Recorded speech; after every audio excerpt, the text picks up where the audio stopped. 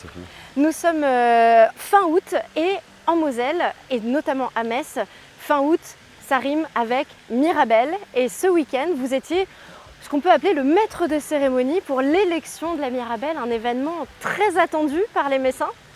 Effectivement, vous avez 2 fois raison. C'est un événement particulièrement attendu par les Messins et j'étais ce qu'on pourrait nommer le maître de cérémonie. Et alors comment ça s'est passé cette élection? Est-ce qu'il y avait beaucoup de monde qui attendait justement de savoir qui allait décrocher le titre de reine de la Mirabelle 2022? Mais je ne pensais pas au début quand je suis rentré en mandature, mais c'est mon sujet annuel. Les gens me sollicitent en continu dans la rue, dans les magasins, à la mairie, pour me parler de l'élection à venir ou de l'élection passée. C'est vraiment un phénomène très attendu à Metz. 72e édition quand même, c'est une véritable institution dans cette ville. La cérémonie cette année, on a eu de la chance avec le temps, il a fait beau, contrairement à l'année passée où il y a eu un gros orage, je pense que les Messins s'en souviennent, mais cette année ça s'est très bien déroulé. Ça s'est merveilleusement déroulé. Les reines étaient sublimes. D'ailleurs, un petit clin d'œil à Mireille Rohr qui fait toujours un super travail autour de la préparation des reines, que ça soit dans la façon de s'exprimer, la façon de bouger, la confiance en soi aussi, parce que c'est énorme d'être comme ça devant un parterre de je ne sais pas combien de centaines de personnes, en sachant qu'en plus il y a une diffusion télévisuelle en parallèle. C'est assez intimidant. C'est hyper intimidant quand vous n'y êtes absolument pas habitué. Regardez-moi là juste devant une caméra. Mais non, vous êtes très à l'aise et j'imagine que vous étiez aussi très à l'aise samedi soir. Alors justement, on parle de cette reine de la Mirabelle, Mélissa Decker, qui a été élue. Est-ce que ça a été simple de faire un choix pour le jury? Pas du tout. Pas du tout. C'est seulement la 2e fois que j'opère dans ce jury-là. Et cette année, c'était vraiment difficile parce que les filles arrivaient, elles étaient presque toutes à égalité. D'accord. À 1 ou 2 points près. Voilà. Donc difficile de les partager, mais finalement, c'est Mélissa. Finalement, c'est Mélissa qui l'a emporté. Je la félicite encore. J'ai vraiment l'intention de les emmener dans le plus grand nombre de manifestations avec moi, que ce soit les manifestations culturelles comme sportives. Pour qu'elles soient de réelles ambassadrices de notre patrimoine aussi. Exactement. Alors vous évoquiez les animations culturelles et sportives. On va aller juste de l'autre côté de l'esplanade où se trouve le village de la Mirabelle. Et justement, on va parler un petit peu plus en détail des animations.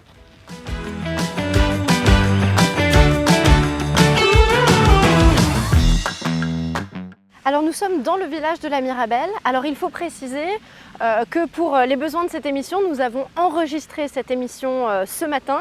Le village n'ouvrira qu'à partir de 17h30 au public.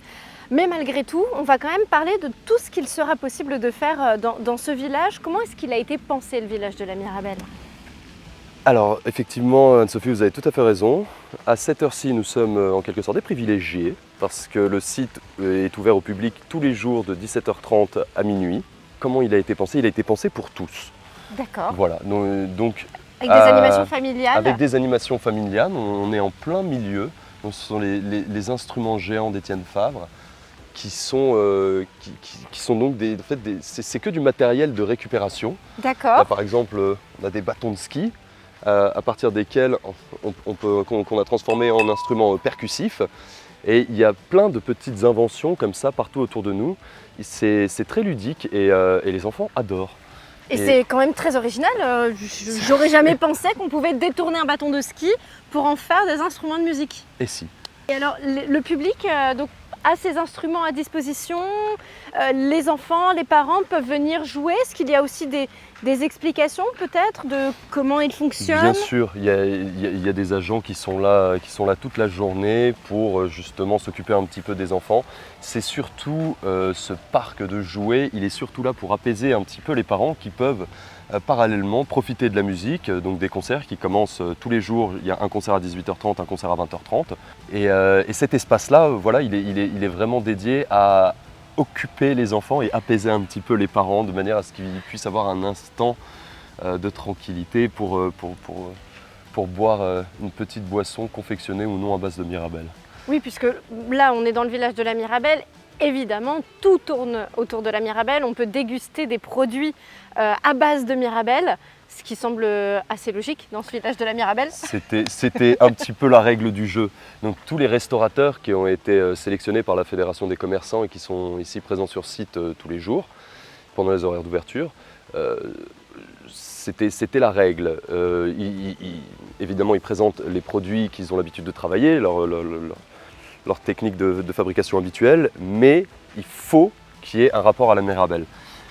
Qu'on ne retrouvera pas dans les bâtons de ski d'ailleurs, parce que là je pense que ça serait vraiment tiré par les... Oui, non, un petit peu. là ça va être compliqué.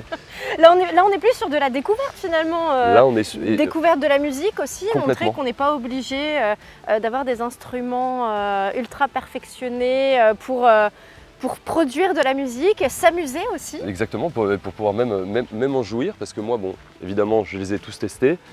Et au niveau purement sonore, phonique, c'est celui-là mon préféré. Je trouve qu'il fait un très joli son.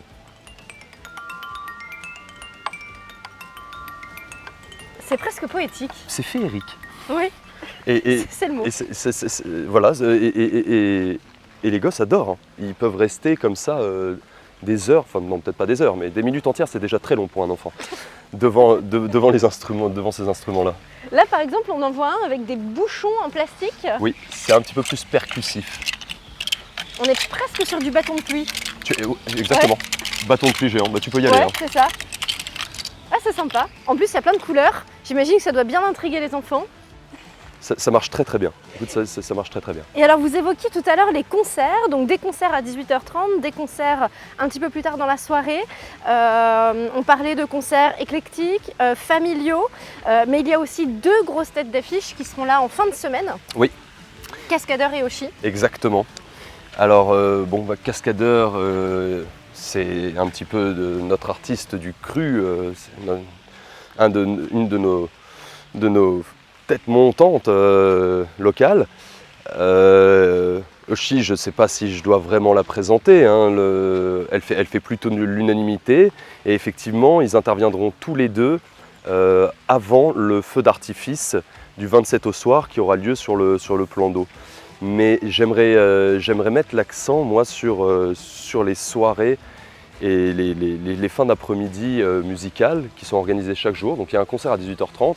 Je vous le disais, un petit peu plus en mode guinguette, en mode musique d'ambiance, mais quand même avec une très belle scène et des artistes de qualité sur scène.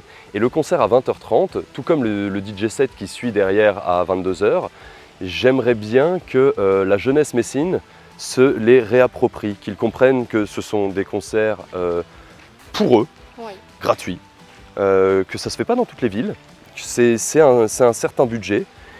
Et ça leur est vraiment destiné. Et je les invite tous à venir s'éclater et passer une soirée sympa ici. Alors justement, pour leur passer encore plus le message et encore mieux les inviter à venir profiter des concerts, on peut peut-être leur expliquer ce qu'il y aura comme concert, quel type de musique ils vont pouvoir retrouver. Ce seront des groupes en partie locaux.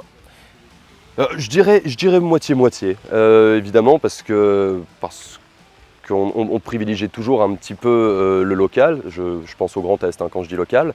Mais on a évidemment des têtes d'affiche type Scaramucci, Oshi, qui n'ont pas grandi ici, personne n'est parfait. Mais on fera avec. Et donc, il va y avoir une soirée hip-hop. Avec par exemple entre autres le collectif Station Est qui pour le coup est local. On va avoir une soirée reggae avec Scaramucci, on va avoir une soirée pop rock avec The Yokel et toujours suivi des fameux DJ sets à 22h où là ça boum boum franchement plus. Oui, ça c'est de la musique pour les gens qui ont envie de faire la fête à partir de 20h30. Donc il n'y a pas d'excuse, vraiment il y en a pour tous les goûts. Je crois qu'il y en a à peu près pour tous les goûts. Voilà, amateurs plutôt de rock, de rap, même d'électro, on sera forcément satisfait en venant ici. Je le souhaite, je l'espère. Et alors en plus des concerts, il y aura une toute dernière animation dimanche. Effectivement, parce que la thématique quand même c'est l'eau cette année, des fêtes de la Mirabelle. Et on a réinventé la parade de la Mirabelle, qui cette année ne sera plus sur terre, mais vous l'avez deviné, sur l'eau. Donc nous aurons une immense parade nautique sur les berges du plan d'eau qui débuteront à 16 h, qui commenceront à 16 h, donc venez un petit peu avant évidemment. Ça sera la fin des animations de la fête de la Mirabelle 2022 avec cette parade nautique sur les berges du plan d'eau. Voilà, une clôture en fanfare pour ces fêtes de la Mirabelle. Exactement. Merci beaucoup Timothée Merci de à nous vous, avoir présenté le village de la Mirabelle, toutes ces animations, et donc vous l'aurez compris, on vous donne évidemment rendez-vous tous les jours ici à 17 h 30 pour les animations, pour les concerts. D'ici là, moi je vous dis à demain pour une nouvelle émission de la tournée d'été. Bonne soirée.